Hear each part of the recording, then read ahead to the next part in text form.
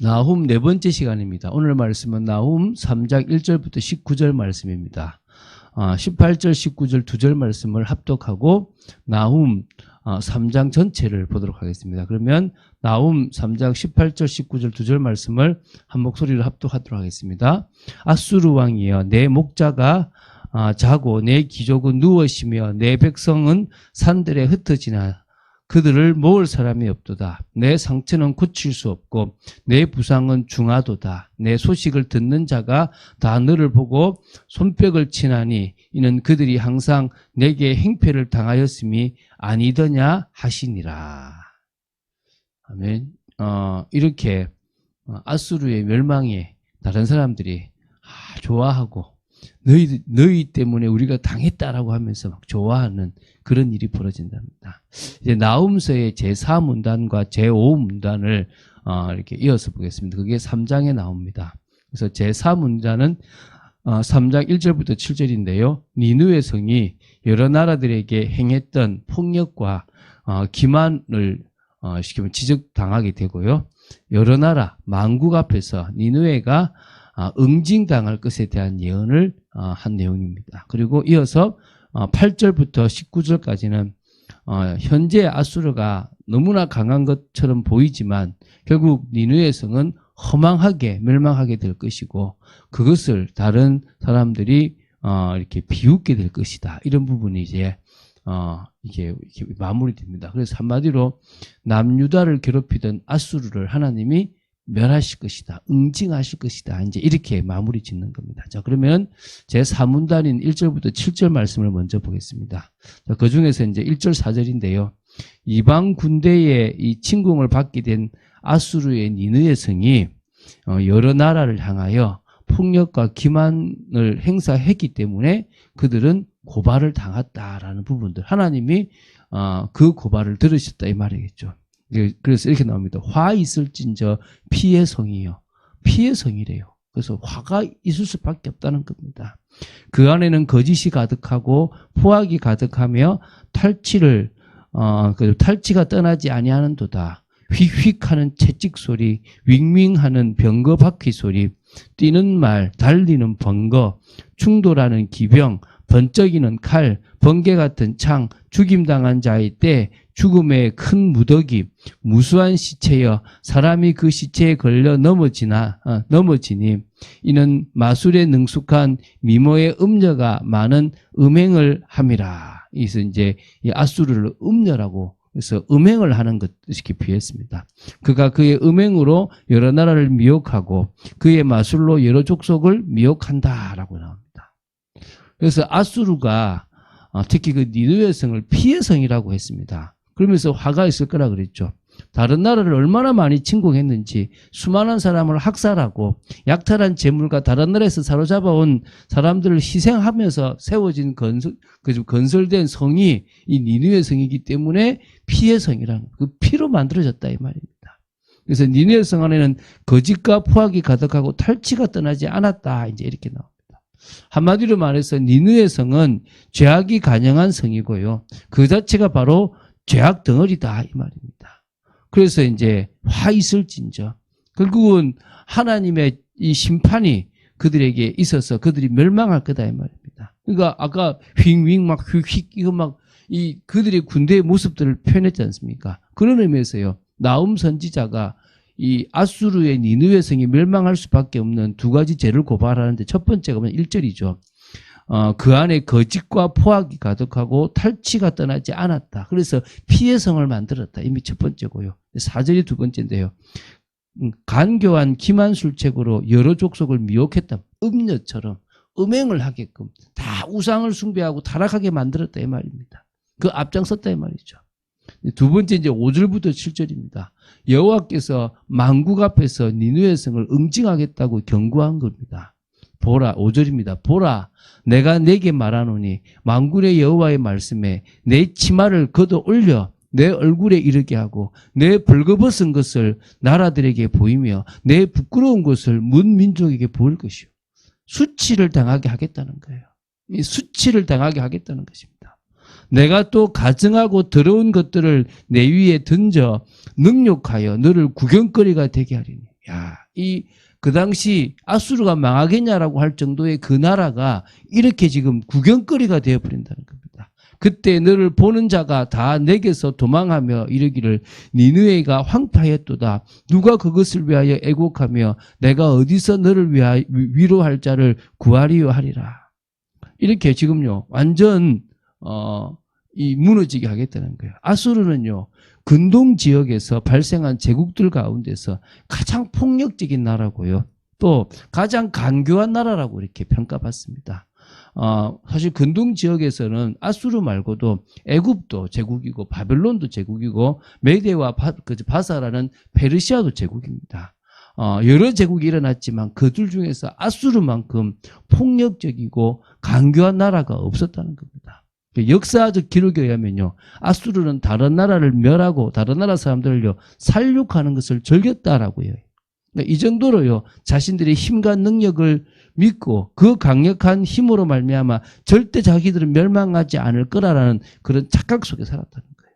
안 망하겠습니까? 망하는 겁니다. 결국 하나님의 공의와 심판이 그 나라에 임하게 되는 겁니다. 자, 이렇게 이제 4문단이 마쳤고요. 5문단으로 들어갑니다. 5문단. 이게 이제 8절부터 19절입니다. 지금도 여전히 강성하여 절대 안 나갈 것 같은 니느웨가 갑자기 허망하게 멸망을 당하게 된다는 예언입니다. 이 예언대로 바벨론과 메데 바사 연합군에 의해서요 멸망해버리죠. 한순간에 멸망해버리는 겁니다. 이게 하나님이 하시는 겁니다. 하나님은 북이스라엘을 치기 위해서 몽둥이로 아수르를 들었고 아수르를 치기 위해서 하나님은 바벨론과 저 메데 바사를 들었고요. 또 하나님은 남유다를 치기 위해서 바벨론이라는 몽둥이를 들었다는 거예요. 이런 식으로 하나님은 당신의 그 심판을 또 다른 악의 세력들을 통해서 하신다는 거예요. 8절부터 13절은 이렇습니다. 니느웨보다 지리적으로나 다른 외적 조건면에서 월등했던 그런 나라가 있어요. 그게 뭐냐면 바로 애굽의 노아몬이에요. 근데 그 애굽의 노아몬이 니느웨, 다시 말하면 아수르에서 멸망받았어요. 그러면 너희들도 그 멸망을 피할 수 없다 이렇게. 그러니까 전국을 찔러버렸죠.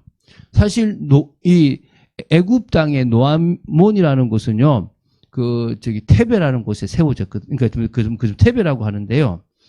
이게 사실은 되게 강력한 성이라고 그래요. 아주 강력한 성인데, 이게 이제 140년 동안 애굽의 수도였던 테베를 가리키는 건데, 아몬의 성이라고 해서 노아몬이에요. 그래서 아몬 숭배를 했던, 태양신을 숭배했던 그런 중심지였는데요. 나일강 부근에 건설된 도시인데 성 둘레가 운하로 되어 있어서요. 외부에서 공격을 할 때 아주 방어하기가 너무 용이하고요. 뿐만 아니라 테베를 함락하려고 하면 바로 이제 그 옆에 있는 애국 군대가 오는데 구스에서 오고 붓에서 오고 그다음에 루딤에서 오니까 같이 협공을 받으니까 공격하기가 너무 어려워요. 그래서 거의 난공불락의 성이라고 하는데 그 성을 아수르가 멸망시켜요. 그런데 그 성에 비하면 니느웨는 그렇게 대단한 성은 아닙니다. 그러면 바로 그 애굽의 노아몬이 망했는데 이 성은 안 망했냐는 거예요. 하나님은 그렇게 얘기하는 겁니다.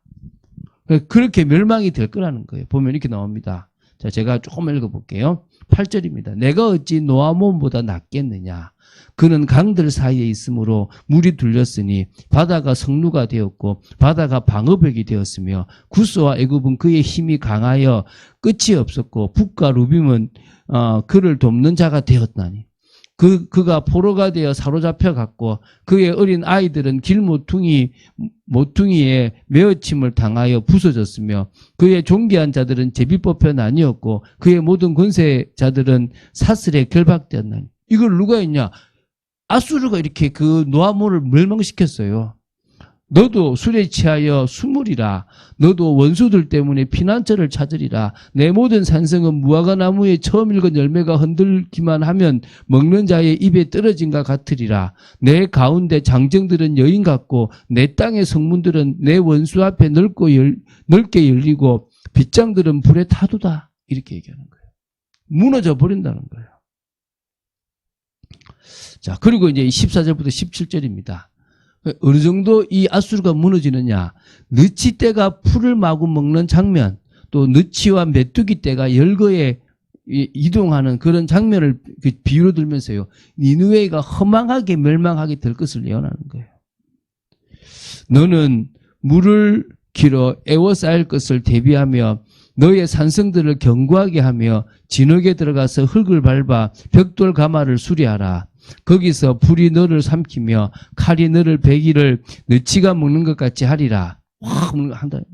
내가 너치같이 스스로 많게 할지어다. 내가 메뚜기같이 스스로 많게 할지어다. 내가 내 상인을 하늘의 별보다 많게 하였으나 너치가 날개를 펴서 날아감과 같고 내 방백은 메뚜기 같고 너희 장수들은 큰 메뚜기 떼가 추운 날에는 울타리에 깃들였다가 해가 뜨면 날아감과 같으니 그 있는 곳을 알 수 없도다. 너희 군대가 너치 같고 메뚜기 떼 같아요. 막 많은 것처럼 보이는데 조금 분포면 싹 다 사라져 버린대요. 멸망한다 이 말 아닙니까? 아무 힘이 없다 이 말입니다. 그래서 이제 끝으로 이제 18절, 19절 오늘 읽었지 않습니까? 니느의 왕에게 완전한 멸망이 있을 것이라고 예언하고 그 멸망을 보고 이방 민족들이 조롱한다는 거예요.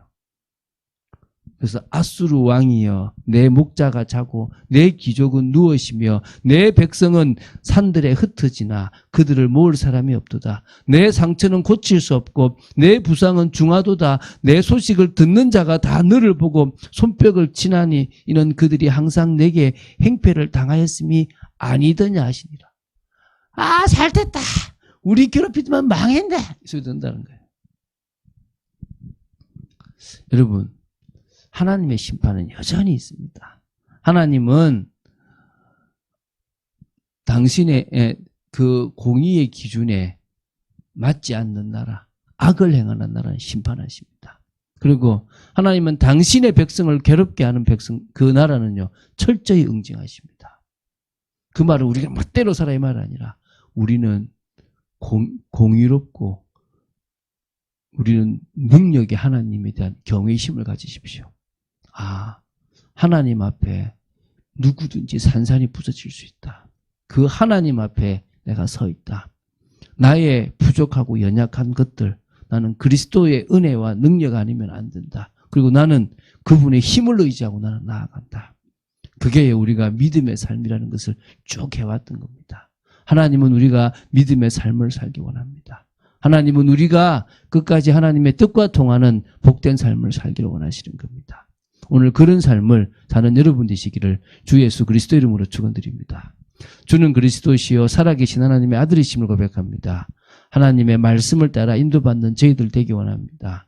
나훔을 이제 3장까지 보고 내일 이제 마무리를 지을 것인데 결국은 그 대단해 보이는 아수르 나라, 그 아수르라는 나라의 그 성 니느웨가 허망하게 무너지는 모습을 저희들은 봅니다. 아버지 하나님, 이 예언의 말씀대로 아수르가 멸망하지 않습니까?